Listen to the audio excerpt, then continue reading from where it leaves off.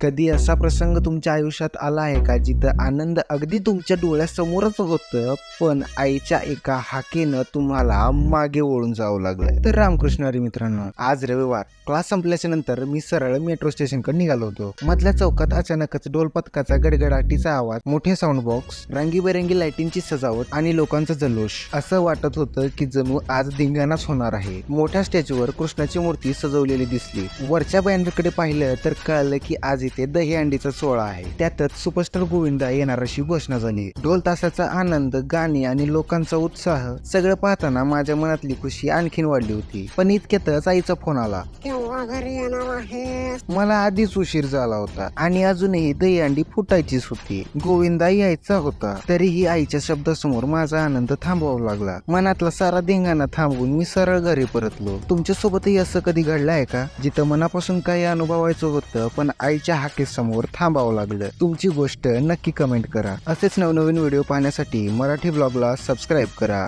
Ramakrishna Hari.